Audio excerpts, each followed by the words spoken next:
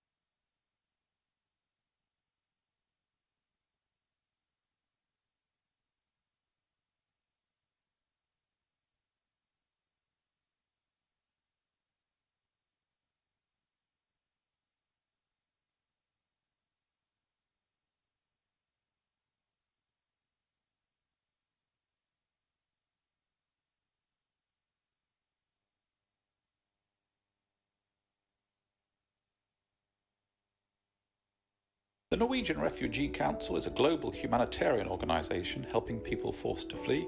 We work in crisis across 40 countries where we help save lives and rebuild futures. Traditionally, we rely on fairly shaky supply chains for things like diesel, energy to power operations. Once you move to solar energy, it's there all the time. That volatility of supply chain goes away, particularly in a conflict situation where diesel will be appropriated by armed actors. We are now on track with our commitment to solarization. We have doubled installations in the last 1 year, and as of today, we have solar power in 17 countries where NRC operates. Benefits of solarization that we have realized so far is that we realize that it's in the long run cheaper to have electricity supply from solar, and it is far more reliable, and it provides a better, safer, and quiet environment for our staff. We had a lot of challenges, honestly, when we were using generators. There were times that we had no fuel, and then we would have to wait a whole day without the generator being on. Now you come in the morning, you can simply just walk into the office and then begin your activity.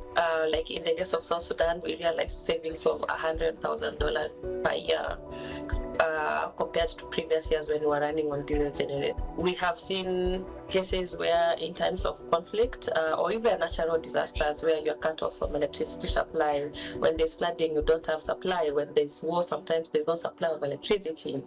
And having access to electricity means that we don't have to stop or pause our operations. We are able to still continue serving regardless of what's happening. We're able to get to the people in need.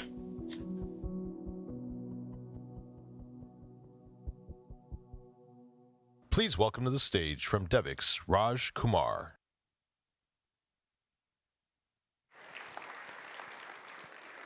Good afternoon. It is great to be back at the Clinton Global Initiative. I see the 20 years of action line. I think I've been here since the very first one and everyone in between. It's wonderful to be back with all of you. I've got a fantastic panel, so I want to just ask them to join me on stage if they would. We've got Tony Capuano, Cindy McCain, Yanti Saripto. Come and grab a chair. We're going to dive right into this discussion. Yeah, you give them a round of applause, please.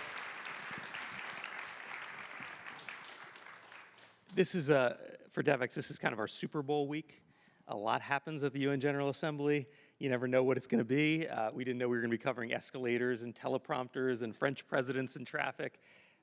But we did know we were going to cover the humanitarian crisis. This is a moment. We've been through this for many, many years. The people on the stage know it well. But we've never seen anything like this moment today. There's like more than 300 million people in the world in need of humanitarian aid. At the same time, the US government just cut most of its humanitarian aid. It was 40% of the world's funding. And they're not the only country in that situation. Many countries are pulling back on their spending.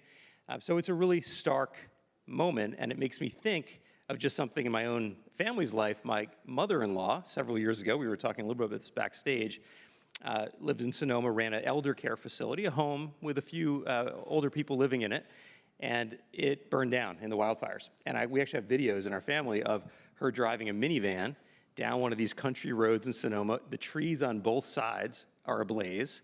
Her van has got 3 women in their 90s in it. They end up getting to a high school. They slept on the floor of a high school gym that night. And it just reminds you that You think about humanitarian aid, you think about big numbers like 300 million people. Remember that these are people, just like all of us, right? All of us at some point may go through a moment in life when you need that kind of assistance. And we are in a moment when that architecture, that system designed to support you in that moment of need, is itself in a state of crisis. And that's kind of what we're here to talk about. Yanti, I want to come to you on this to just get us going, because I loved the video we watched, which was about a solution, about something you can do. You've been at the center of both the crisis, but also figuring out how do we dig our way out of it. So you're the CEO of Save the Children US. You serve millions of kids all over the world, and you're dealing with all those headwinds I just described. How are you doing it? Yeah, and I think it's a really good point, Raj, that we can get very, insular and looking sort of at our own sort of, crises in terms of, oh my God, look at what we've lost, look at, what we're not able to do. And yes, all of that is true, and it happened really quickly too, much faster than we thought it would happen. Yeah. So of course we had to be responding in the moment. If you are a humanitarian organization, I'm sure Cindy will agree, you do tend to step up in times of crises. And I do think that that's what we've seen across the sector. I feel still super privileged to be able to work with our teams on the ground where we see actual concrete solutions happening. We see communities helping each other. We have seen people, including some of our funders, step up to say, okay, that malnutrition center in Syria is going to be closed. We will step up to make sure it can continue its life-saving work. So, as always with these things, particularly when you work in war zones like we do, yes, you see sometimes the worst of mankind, but you also really tend to see the best. And I think in a moment like this, in a week like this here, it sometimes may feel a little ephemeral and hopeless, and we talk about systems, but systems are people, and if even a small group of people can come together to change things for the better, that is what we should hold on to. Yeah, and there's a lot of people out there doing pretty amazing things to try to respond to this crisis and to reshape it. We're going to get into more of that in the discussion. I want to come to you, Cindy. I remember we spoke shortly after you took this job. You raised your hand for it. You didn't need to, but you said, I know how tough the situation is in the world. I want to do it. You didn't know then how bad the funding situation would become. You are probably the most impatient person in this space, traveling around the world, meeting with leaders, meeting with parliamentarians, members of Congress. What are you telling them, and what are you hearing from them? Because they are, the crisis in many ways is happening in a lot of these capitals where they're saying, we're going to fund defense because we feel we need to, and we're going to pull back on funding the people who are in need today. Well, first of all, I want to thank all of you for being here today and listening about this subject and understanding the critical implications that we do have around the world and the need for what we do. I have gone around the world. I've met with many world leaders. I've met with ones that are involved in crises and those who are not. You are exactly right. They are spending their money differently now. The constituents are asking for differences in how they spend their money. And so our ability to be able to rely on those government donors has been less and less and less. But with that said, what we have done at WP is make sure that we've gone to the private sector in a major way, because governments can no longer do it themselves. It's going to have to be up to us as a world community to do it. In the case of the United States, we talk a great deal about food security as national security, and that's absolutely true.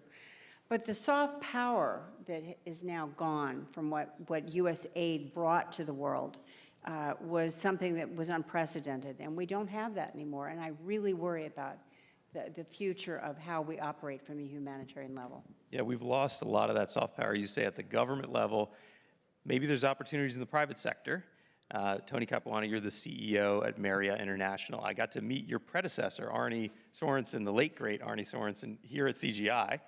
And I remember in conversations with him, the commitment Marriott has to these issues. I also remember, not at CGI, but another similar event, personally witnessing the CEO of a giant global corporation like you being approached by someone who runs a nonprofit and saying, I really need your help on something. And the CEO listened in, and the person said, we need a check for our annual gala. And I thought, boy, they're really missing the point. Big business has an opportunity way beyond the philanthropy you can do, and you guys touch so many people around the world with the scale of a company like Marriott. Give us a sense of what you're doing, since you're on the front lines in many ways. If there's a crisis, people are coming to your hotels. They're looking to you. What are you doing given that? Yeah, maybe I'd start just by thanking my colleagues on stage. Their organizations are doing the heavy lifting. What we want to do is provide support, and we want to provide support in a variety of ways. We want to leverage our strengths. In times of crisis, often what's needed is safe places to stay, which we have the opportunity to offer. Staging areas, which we have the opportunity to offer. Kitchens, we do lots of work with World Central Kitchen, for instance. They've got folks in the air, on the ground in 24 hours, but they've got to have a base of operations, and we have the ability to do that. And then I think it's really leveraging our local talent. We operate in over 140 countries, and one of the things that I say to nonprofit leaders, leverage our people, right? They're living and working in those communities, they are passionate about the welfare of those communities, and they're going to be there for the long haul. They're not parachuting in for a day or a week, they're going to be there for years to come, and they can be valuable resources to these sorts of organizations. Yeah, and it's a different mindset, right? Because you think about your industry, travel and tourism, it's $1.5 trillion, right? We're lamenting, Yanti and I and many others in the development community, we've lost about $50 billion, right? It's a lot of money that was going directly to people in need, but there is a lot of other asset in the world, right, that can be leveraged here. And very often the humanitarian community, including the UN agencies across the street that are wondering about their future right now, Yanti, they were accused and criticized for good reason that they weren't necessarily funding down to the local level. They weren't necessarily as efficient as they could be. They might have been bureaucratic. So what's the opportunity now that we're maybe forced into by these funding cuts, but the opportunity to rethink this system? Yeah, and the opportunity was always there, right? And I think now we can use this, however, dreadful the situation has been, and unnecessarily cruel, I would argue, but we can really use it as a galvanizing moment, right? To Tony's point, frontline responders are, yes, of course, people of Save the Children, World Food Programme, but also people who work for the Marriott, people who work in the general trade markets in Asia, because we know that if those supply chains recover quickly, it helps humanitarian responders too. So helping, getting corporates and governments to help those frontline responders be prepared, be ready, be trained, be committed to partnerships with each other, to be faster, more efficient, and also more legitimized and sustainable ultimately, rather than us. I mean, Save the Children stopped a long time ago to rely on expats or internationals, surging into far-flung places, right? That's the sort of the rounding that we still have in our team. 97% of our staff worldwide is from the communities where we live and work. And that is fantastic. And governments the world over are also expecting that, right? If there's an earthquake in Indonesia, we're expected to respond essentially with 100% nationals. And we can, particularly when we have partners like Marriott and others that are also part of an army of responders. Yeah, and the best way to avoid a crisis is to be prepared in advance, whether it's building infrastructure that's resilient to storms or to wind, or having telecommunications, or having energy supply. And if you can invest in those things, you save a lot.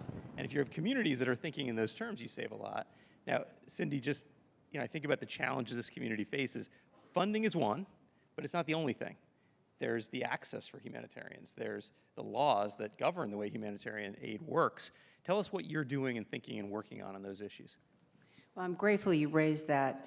It has been a difficult year, a couple of years now, primarily because the lack of funding has been a major part of that. So you made reference to, are we prepared in certain areas if there's a typhoon or something else? That's what's being hit right now, is our inability to really respond at scale, because the funding isn't there, then the food sources aren't there, et cetera.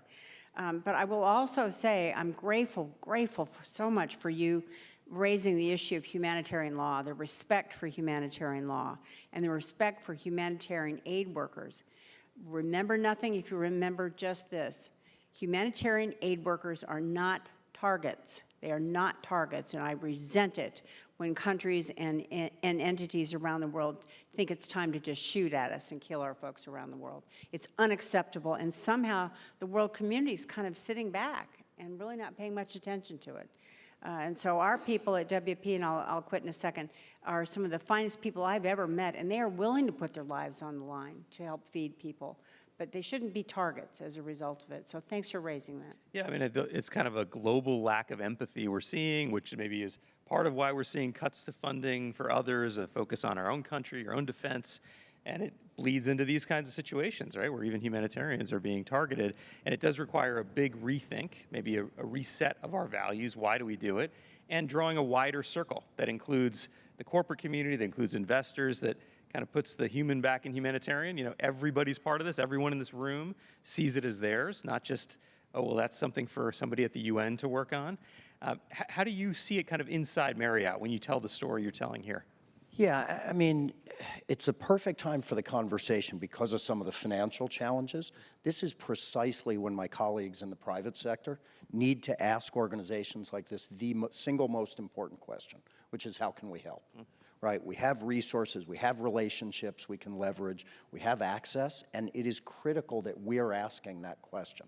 They're doing such heavy lifting right now, they don't have the time or resources to come seek us out. We've got to be proactive about reaching out in times of crisis. How can we help? And the answers are often so interesting. I think about the devastation of the fires in West Maui. And the first call I made was to the governor. And he said, we've got all sorts of short-term issues that you can help us with on food security and places for people to stay in the short term. We'll have a much longer-term housing crisis that we'll wrestle. But where you can be most impactful is education. What I'm hearing from my constituents, they've figured out a place to lay their head at night. They've figured out how to access food. They want to bring some sense of normalcy to their children. And so not just we, but many of the private sector companies banded together to try to bring as much normalcy and restore education and food security to children. Certainly something you know a lot about. Yanti? Yeah, we didn't even know a thing about that. And absolutely true. Restoring normalcy is actually life-saving in a way, as much as food and water is. And I would say it also goes, look, both ways. And Raj, we talk about this a lot. Humanitarian means sometimes I think we have lost a narrative a little bit about what it is about, right? Because we use acronyms and then we use strong words and language. And we're like, our work is making the world stronger, safer, and importantly also more fair. And ultimately also that helps corporates. I mean, it goes both ways. Actually in Thailand, our organizations are working together to provide workforce development opportunity for refugees who then get an opportunity to work in the hospitality industry, perhaps at Marriott and perhaps other places.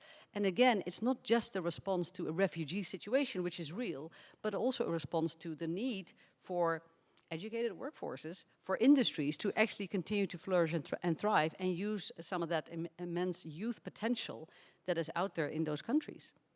Yeah, I've been talking for a long time that there was an old way of doing this work, which was very top-down. It was about projects and grants. And there's a new way, which is more locally led. It's maybe technology-enabled. It thinks about markets and market mechanisms, as your description describes. And I think a lot of that work has been taking place, but it's been at the margins. And now there's a chance to maybe put it in the center. I think at World Food Program, you guys were early doing electronic vouchers for people to get cash and get food and choose the food that they wanted.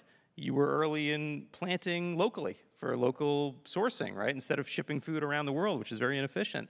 How are you seeing kind of the new model that we might move to in this moment? Well, this is the new model. I mean, the reality is we have to, the only way to help a community is help it help itself. So cash-based transfers, the voucher program that you mentioned, the development work that we do using science and technology, all those things combined can really help stabilize a community, thus stabilizing a country. So we now do, as you all have mentioned, we work a little bit differently. We also are faced with now, and I'll throw this in there, politics and how we deal with it. We now have a division in WFP to try to figure out how we deal with this because we're non-political, but how we actually have to either work around or work with. And that's become a whole new thing for us. So I think it's a combination of things, and I'll also say this. We've learned a great deal from it, and I'm grateful that we have, and we've made our mistakes, and we've also done really well. The last portion of this is also making sure that the food that we do ship, we can track and trace. So that's where science and technology has come in for us, is being able to track and trace the goods we have, both on the bags or on the cans or on the boxes, whatever it is, so that we know it wound up in this guy's hands at this particular time. That's how intricate it is now. Yeah, I mean, we've got this moment when funding has collapsed, but there are other trends at the same time. The technology trends, whether it's in medicine or in nutrition or in technology like AI, there's a lot of opportunities to embed tech and market solutions into the way that this sector works. I wonder how that looks from your perspective in the private sector. Yeah, it's an interesting discussion. There's not a panel I sit on or an investor I meet with that doesn't ask AI questions. And for our industry, which at its core, not dissimilar to both of you, we are in the human connection business. Yep. And so I often think about technology and AI as a creator of capacity. And that's how we think about it for our core lodging business, and we carry through that perspective in terms of how we think about partnering with nonprofits. We can use technology to create more capacity for our amazing associates to engage our guests in the hotels, to engage in the critically important volunteer work they do in the face of crisis. Yeah, I mean, I can imagine a future where the humanitarian system is a much thinner global layer. Right? It's maybe not as many big UN agencies. There might be some mergers. That's a big conversation across the road. It might be that those agencies themselves are smaller in terms of their headquarters, but that there's much more at the ground level as a result. That humanitarian response, and especially resilience and preventative measures, are where the bulk of the energy and the investment goes. Getting from here to there is not going to be straightforward, but that seems like the conversation we're in today. Do you agree with that, Yanti?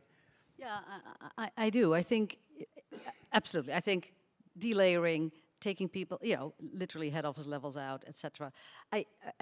We should also not forget, I think at a local level, I know it sometimes feels terrible that the world is going to hell in a handbasket sometimes, but I think if you look back when the SDGs were started, like 2015, 10 years ago, the world maybe felt more optimistic, but it was in a worse place then, if you look at the development indicators, than it is now. There is actually, in a lot of countries, notwithstanding some of the fragile states that we're looking at, absolutely, and there will still be shipping of food in certain places because there just isn't any. War zones, yes, hot wars are terrible places to be, and there will be fragile humanitarian response like that. But I think in a lot of other places, the issue is not actually availability of capital and money. There's actually an educated workforce. It is sometimes not in the right place. It's a distribution, an allocation issue, not an availability issue. All of the interventions that we're doing, if it's malnutrition treatment with therapeutic treatment, which Cindy knows well, whether it's maternal mortality, whether it's vaccinations. We now have vaccines for malaria. We didn't have those in 2015. There's vaccines for Ebola. We didn't have those in 2015 when we really needed them. So there's a lot of tools available out there. If we can get them to the last mile with the right people, which is mostly locally, I think we can look back at this moment to say, yes, it might have looked dark, but actually there's a lot of opportunity out there if we're willing to take it. We're out of time, but a last thought from you, Cindy, as we close? I would like to challenge the audience, please, to, when you leave here, to at least advocate for humanitarian aid workers and the law, as I mentioned, and also remember that we can't do this without all of you. It's impossible. And so we not only, we welcome your support, your friendship, but also your money. So please think about us.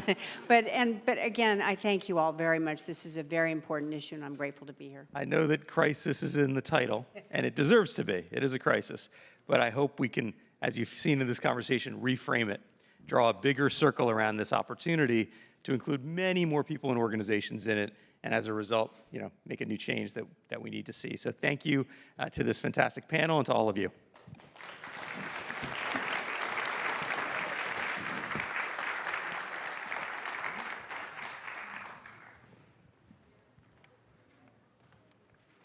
Please welcome to the stage from World Central Kitchen, Javier Garcia.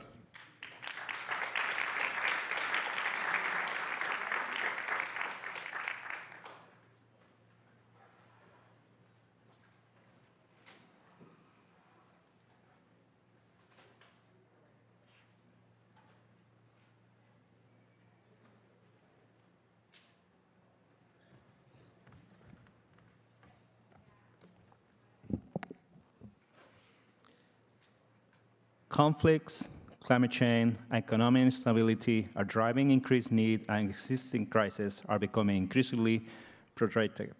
In 2025, 362 million people are in need of humanitarian assistance, the largest number ever recorded. And I don't think you need to tell me that you have recent loss of significant funding sources that have been the humanitarian community able to respond. The current landscape demands new ways of approaching aid as the need continues to grow and funding continues to shrink. I have the privilege to introduce you to a group of remarkable CGI commitment makers who have risen to the occasion, are doing incredible and innovative work in the humanitarian response sector. Our first group of commitment makers are funding humanitarian and aid efforts around the world to support resilience and recovery, filling gaps where the public sector is coming up short. Please join me welcoming Ahmed Shigata from Islamic Relief, Global Giving, and Ilan Wallentin from Giving Directly.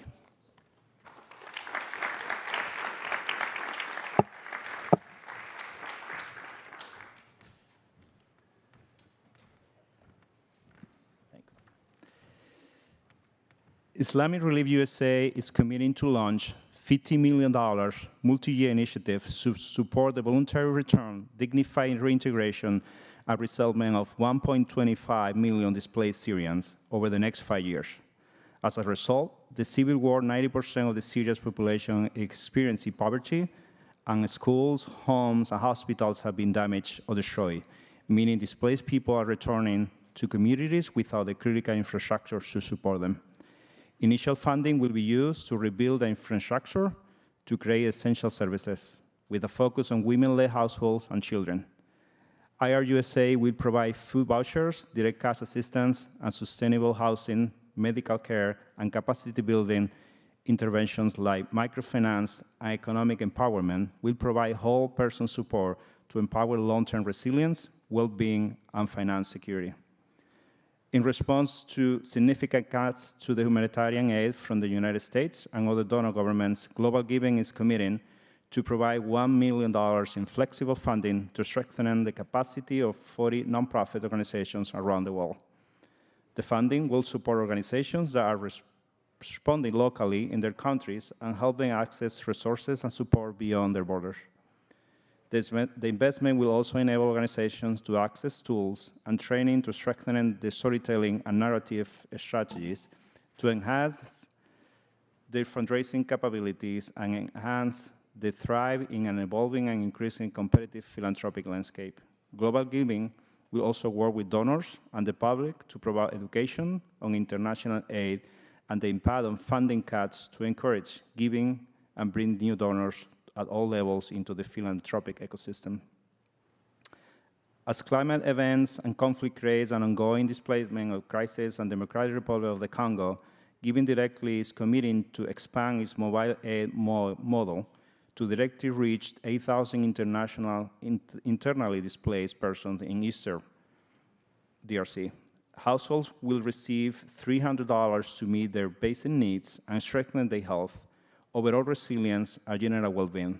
With current rapid humanitarian responses taking an average of 100 days to reach the area, Giving Directly is giving using mobile phone, uses data to identify and send cash to people within a week of the displacement. With Giving Directly targeting and enrollment into cash transfer programs, all done remotely, the work represents a strategy that can be scaled to other prorated, hard-to-reach contexts. Thank you.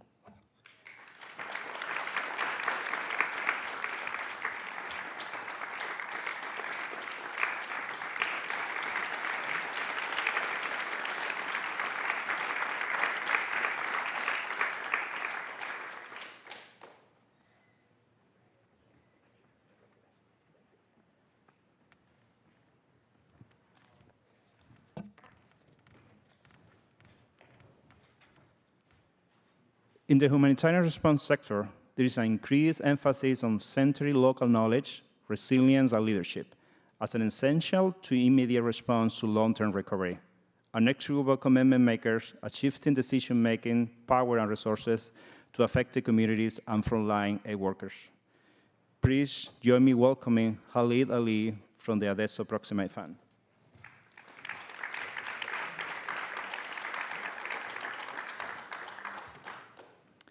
The Adesso Proximate Fund is committing to restore power where it belongs and supporting Sudanese communities in leading their own recovery. Adesso Proximate Fund is launching the Sudan Country Fund to establish a Sudanese government finance platform to deploy flexible funding, grants, interest-free loans, equity investments, and innovative social finance to mutual aid networks and women-led organizations and social enterprises. Funding recipients will have the autonomy to use their funds to implement solutions for education, livelihoods, protection, and psychological support. The fund will support locally led initiatives to reach 2,000 people directly and another 2,000 people indirectly through strengthening systems and infrastructure in the most conflict-affected regions in the country. People in South Sudan continue to face conflict, climate shocks, and an economic crisis that have resulted in public health and protection needs. TT Foundation is committing to expand its existing work providing services to crisis-affected communities by funding Survivor, a community-led initiative in South Sudan and Uganda using the Survivor and community-led crisis response approach. This approach deploys microgrants to empower these organizations to serve their communities and provides education so participants can strengthen their financial literacy skills and sustain their community's recovery and future resilience. Unfortunately, Executive Director Gloria Soma couldn't be here today to travel conflict on South Sudan, but TT Foundation remains committed to shifting agency self-organized groups and supporting locally led solutions that will reach more than 28,000 people in South Sudan and Uganda. And finally, I'm proud to announce that World Central Kitchen is committing to cook and deliver 1 million meals a day, every day, along with $100 million towards these efforts to feed the people of Gaza.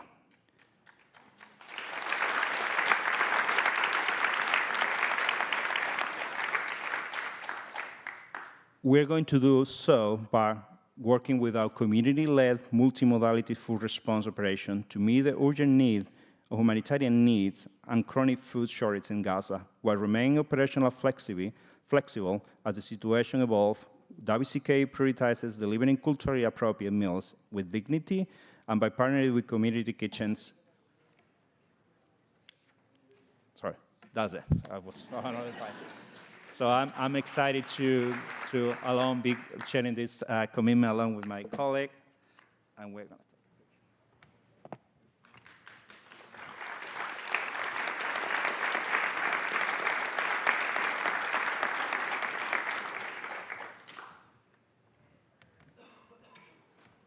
Please welcome to the stage from the Clinton Foundation, Dr. Chelsea Clinton, from Aurora, the Humanitarian Initiative, Armin Afayen, and from Pansy Hospital and Foundation, Dr. Denise Mukwege.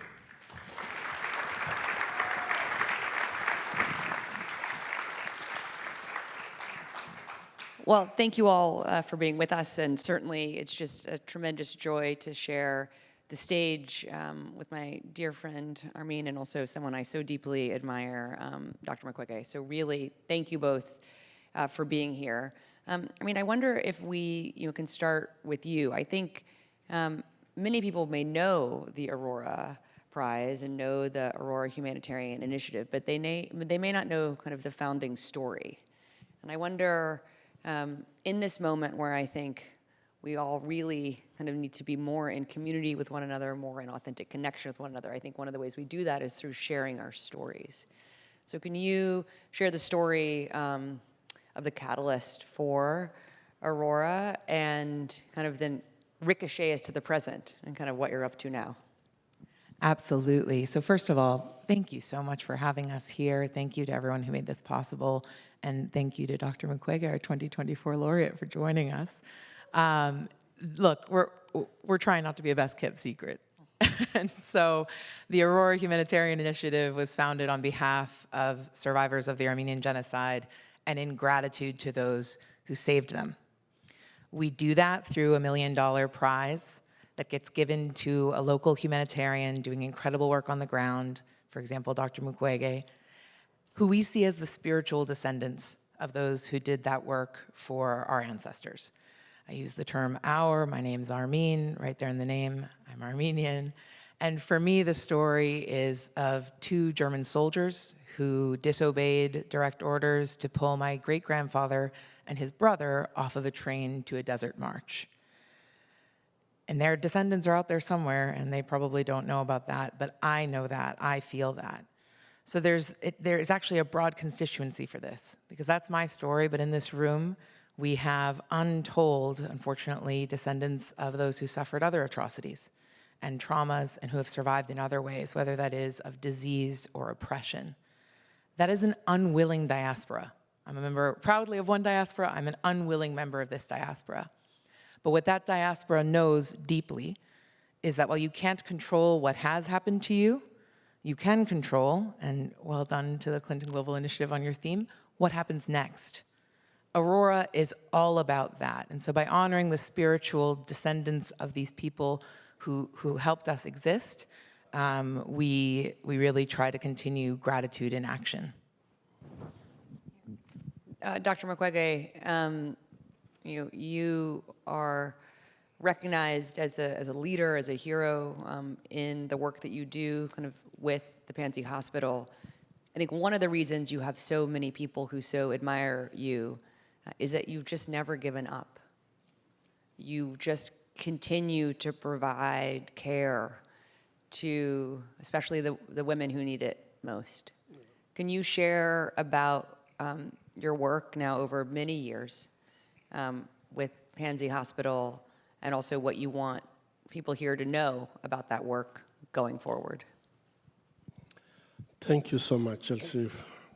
Thank you, Armin, for giving me this opportunity to share about Pansy Hospital. Pansy Hospital, his history is really the adaptation history, because when I sought to build this hospital, to fund Pansy Hospital, my idea was to get a place where a maternal health care, where really women can be safe, because in my country we have the highest mortality of maternal mortality. And this was shocking me to see that it's not happening in many countries, but when you are in a country, a war country, women are paying really a lot. And I think that I could get a place where really to perform a C-section is not a question. So, but unfortunately, the first patient I treated at Pansy Hospital, she came because she was raped with extreme violence. I have never seen something like that before. And I was just thinking that maybe it was done by someone, a madman, and who just lose his really. And but at this moment, after 3 months, I discovered that I've already treated more than 45 patients. There I started to think that this is really very new. It's a new pathology in our area. So I adapted the hospital to take care of victims of sexual violence, but treating them medically, after a few years, I could see that it was not enough. And especially I can remember women, we treat her surgically, and it was really a success, if you can say, on the surgical side.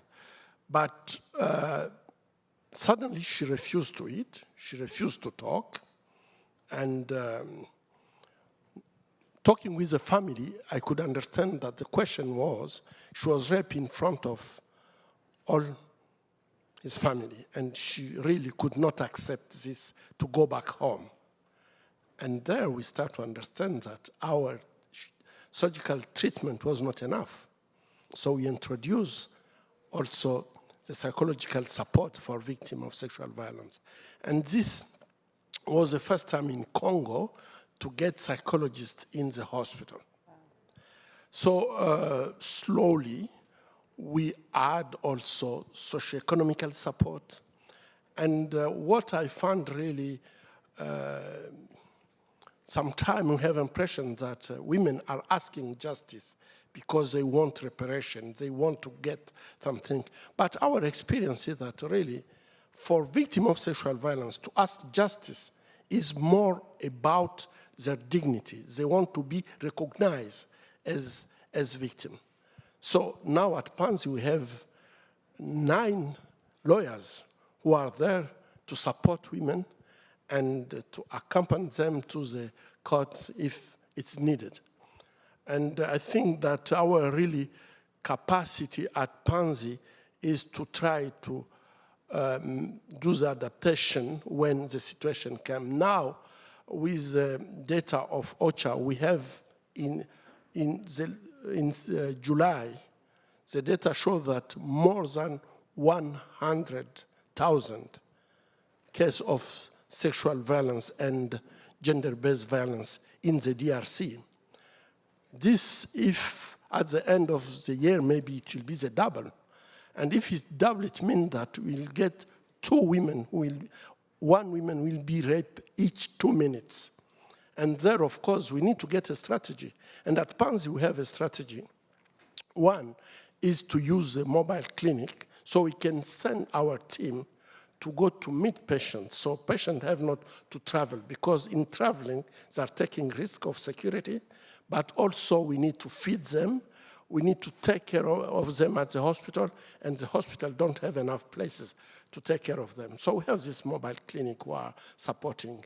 And the other idea that we have now is really to try to get small we are calling them one-stop centers, the place where women can receive all the treatment that they can receive at Pansy without be obliged to come to Pansy. It's a way also to respond to this crisis that we are going through in DRC now. Well, thank you. And I'm so struck by your framing that the story of Pansy has always been a story of adaptations. We're certainly in a moment, as we heard from the prior panel, whether looking at the kind of NGO sector, or the advocacy sector, or the multilateral sector, the real retrenchment of resources is having cataclysmic effect on being able to provide direct services, especially in particularly fragile places. And I think makes, Armin, the work that you're doing to highlight the people who continue to be called into these moments just all the more powerful. As other donors back away from the humanitarian space, how are you at Aurora thinking about your mission? How are you trying to expand the circle of gratitude so that there are more people who maybe historically haven't thought of themselves as kind of part of the humanitarian network, feeling not only like, yes, like we would like you to join us, but also this too could be a way to manifest your mission. Just how are you grappling with all of that? A light one there. Look, Aurora's all about the human in humanitarian. We always have been. We're about telling stories that make it easier for people, and I'm not talking necessarily about the people in this room. You understand the stakes. You've expressed interest in humanitarianism. It's not the folks that you're talking about maybe don't think that way. Help them turn toward crises that might otherwise be easier to turn away. A lot of what you were saying, Dr. Mukwege, it's difficult to hear, but hearing your story of adaptation and perseverance makes us turn toward, helps us understand. And so I think crucially bringing it back to the human and humanitarian, casting a wide net of who can be included in that. And with what I was mentioning earlier and what you heard from Dr. Mukwege, those adaptations, those strategies are best deployed, are best understood by those who are proximate to the issues. So for us, the way the prize works is that the individual receives a portion of the award, and then we say, you're in the best position to deploy capital, full stop, and to uplift communities around you and around the world. And so at a time when people are pulling back or pulling out, look, it's difficult to prove a counterfactual, but we have had, again, an unwilling front seat to the cascading effects of these drawbacks. The good news is the human and humanitarian implies also a humanitarian in every human, in every one of us. And so here you have a doctor, humanitarian, you might have a teacher, humanitarian, an activist, humanitarian, a Renaissance woman, humanitarian, if I may. And if we, again, build that coalition, build that constituency, bring more people in, and by the way, if anyone is interested in getting into the space, we would love to speak with you. I think that way we can start to combat some of these cuts, at least on a, again, proximate local level. Dr. Mukwege, one of the things I so admire about Armin and kind of the Aurora Humanitarian Prize and initiative is what she just said. You really investing in people that are proximate or on the front lines, you have lived experience, whatever the words we use are, but I think really for all of us, at least here, just understanding that the best people to solve a problem are those who likely are living through it. Dr. Mukwege, what would you want anyone here to know, or who might be joining us on live stream to know about how you think organizations who are funding organizations, or organizations that are direct service organizations, or organizations that are advocacy organizations, but organizations that aren't Pansy Hospital.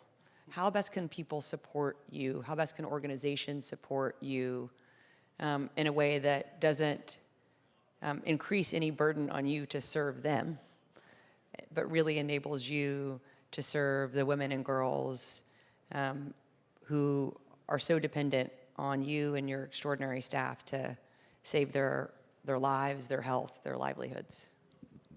Yeah, thank you. Really, I think that the way that, if I can see what you are doing, you are on the front line. For example, now I'm here, I can't go back because I was outside of Pansy, the hospital, when the war started, so I don't have capacity to go back. But what I know, my staff is working very hard to reach out patients who are in the remote area, in rural area where people are fighting, but they are victims. And I think that the most important thing is really to build or to get a kind of trust-based approach. Because when you have this trust-based approach, you have organization on the ground, you trust in them, you have a long-term collaboration with them, so you can communicate in a way that you give them opportunity to do what they have to do, because sometimes we have deadline, and this deadline don't take consideration about the situation on the ground, and the staff can be really in situation of stress because they must give a report and so on. But when you are treating patient in this condition, sometimes you can plan to go to, for example, the mobile clinic, to go in some place. But if you can't go there, it don't need that people are not in need in this place. Maybe you can do it later. But for many organizations, if you come late, then you can't really receive the grant or the support that are coming from them. And I think that the only one way really is to build this confidence, to build this trust-based approach, so with the organization on the base. And I think that we are really very happy that with Aurora, we are trying Pansy, Heal Africa, and the Sofapadi, trying to work together so we can support more victims of sexual violence.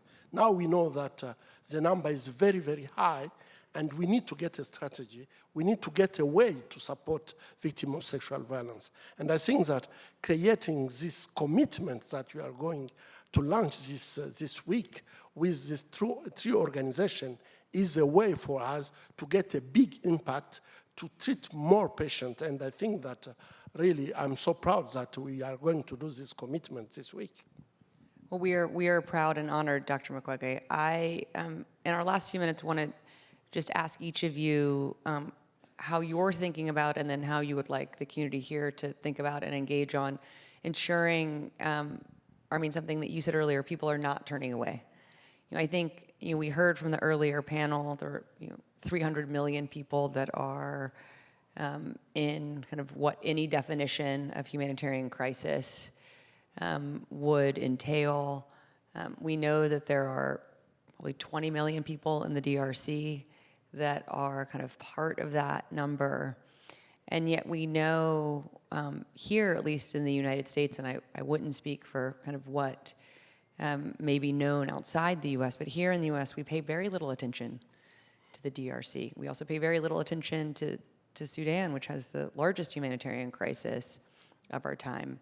Armin, how are you at Aurora, not only looking to kind of ensure that our discomfort or disinterest doesn't have us looking away from humanitarian crises, but instead our common humanity has us looking kind of toward them and asking ourselves what we can do, but especially for places like DRC or Sudan where there's anemic attention at best? I heard someone say earlier this week, if someone comes to you saying they know exactly how to break through in this media environment, run. Run in the opposite direction. It is an incredibly difficult environment. The attention economy is a tricky one, and our time and resources collectively are scarce. Does not help that forces are making those even scarcer. The way that we think about it really is the human in humanitarian and the humanitarian in every human. The first, making it easier to turn toward, and the second, calling to action everyone who feels that pull, whether it is because they're a part of the unwilling diaspora who have been affected by these types of atrocities, or whether it is because you see your child in another child, or frankly, whether it is you run into the fire because you know fire spreads. Whatever it is that brings you to this work, we want to bring and retain and again, open up the umbrella to everyone.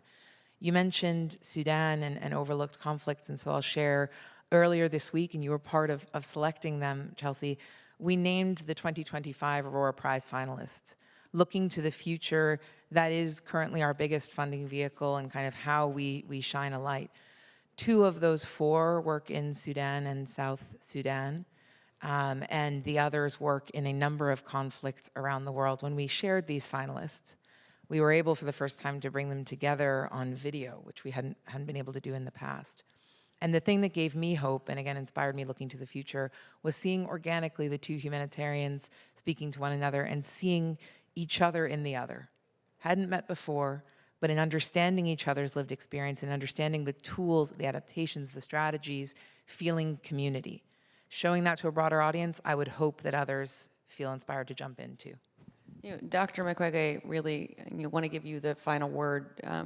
What more do you think we can do to support your work, also to help more people know about both the ongoing conflict that's preventing you from returning home in the DRC, and also the really vital work that you and others are doing to ensure that people in DRC are able to access the services that we would hope for any of our children or ourselves anywhere. What should we know, and how can we try to be supportive? Yeah, I think that for the DRC, it's really very important that people can support DRC is a forgotten war and a neglected crisis.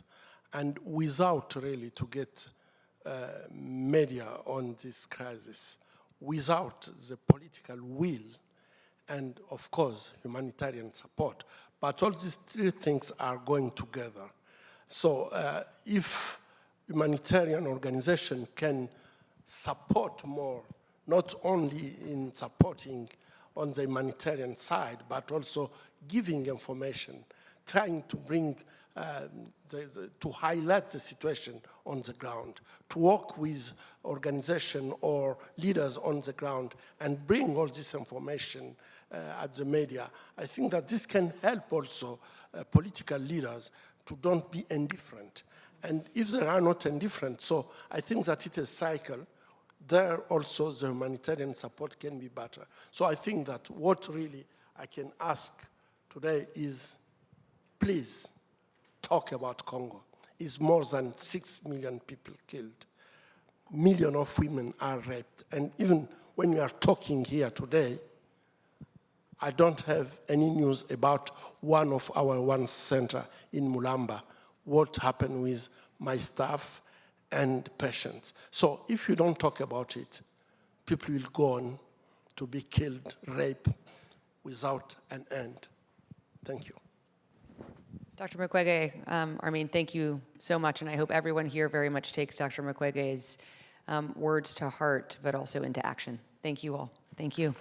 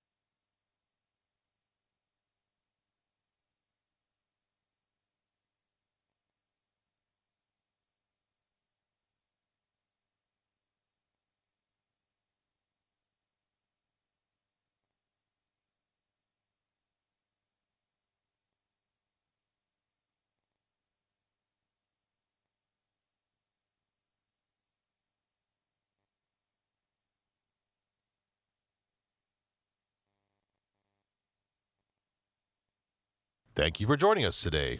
We ask that you clear the room as we prepare for the next session.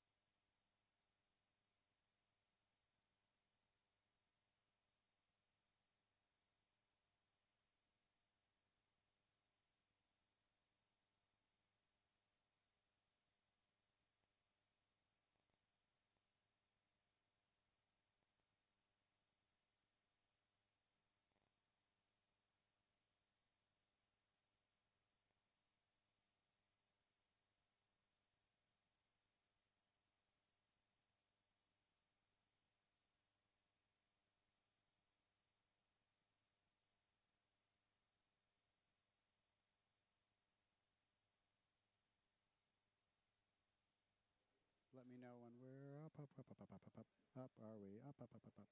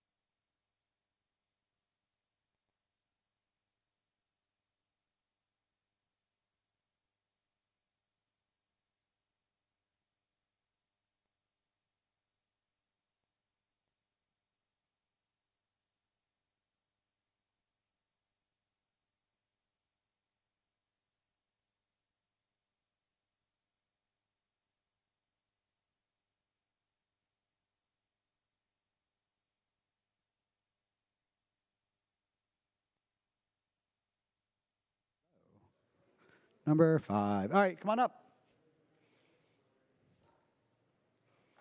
Do you think you would be happier using the lectern, or do you rather have like this? Great, come on up.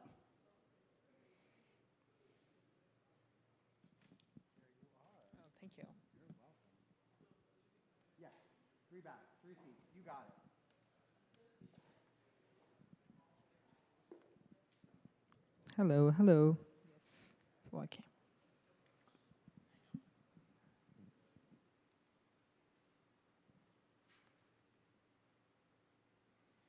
You can begin whenever. Yeah.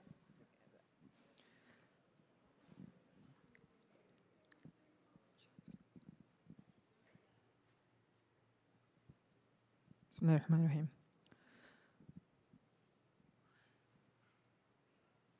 Good morning, everyone. My name is Mong Saidullah. I am a Rohingya refugee, and I am a student at New York University, and I am a human rights advocate. I was born in Myanmar, where my people, the Rohingya, were denied citizenship, freedom of movement, and access to higher education. The Rohingya are the most oppressed, and the most persecuted in this world.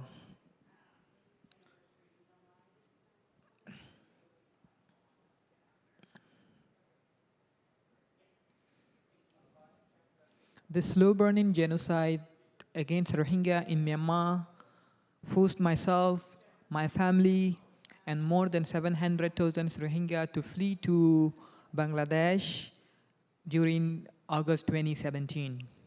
The life in the refugee camp brought us safety from the bullet, but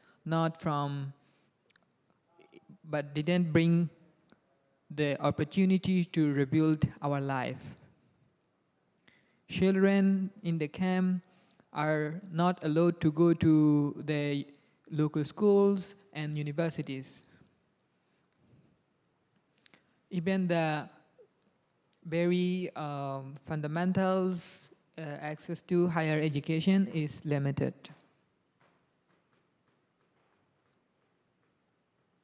There are no formal education, formal classrooms.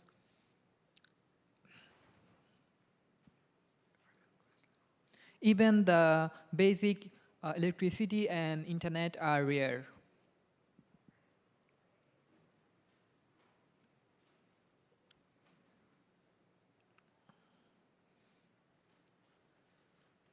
Yet, it was in that difficult place I recognized, I understood how powerful education is.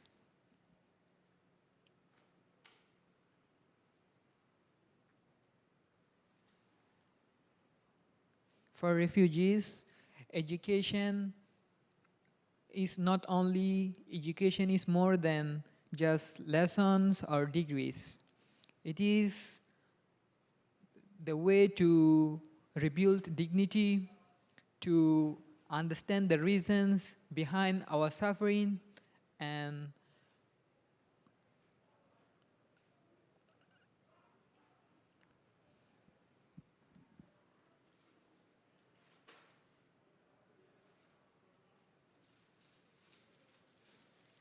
the reasons behind our sufferings, and imagine a future where we are not defined by the violence.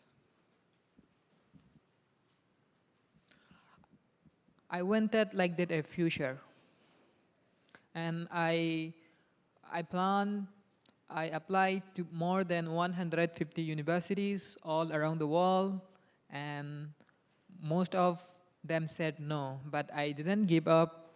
I have been continuously trying hard, and it was one day I saw a post on Facebook about an online school called University of the People. At first, I thought it was a scam. I had no money to pay the application fees, but the University of the People waived my application fees and provided me a full scholarship. I studied on my phone, and I studied on my phone, and sometimes climbed the hill to find the access to internet, and usually suffering the problems with the internet, suffering the problems with the charge because there was no electricity in the camp.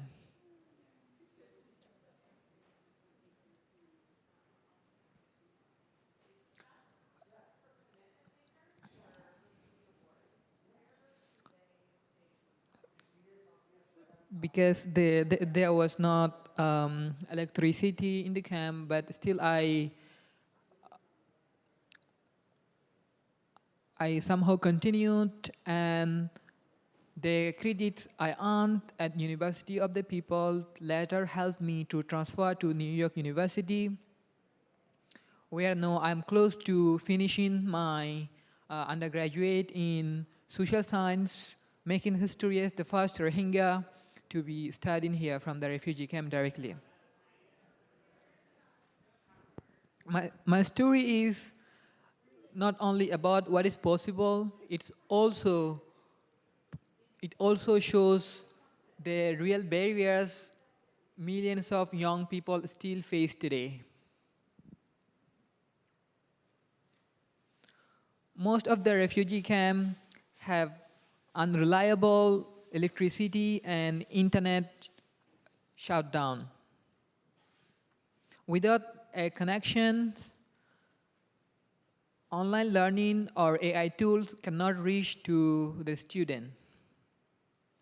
And in many places, refugee students are not legally allowed to attend local universities and local schools. Even when there is internet connections, courses are in English or in another language that a student do not speak well. Artificial intelligence can help. AI can adapt lessons to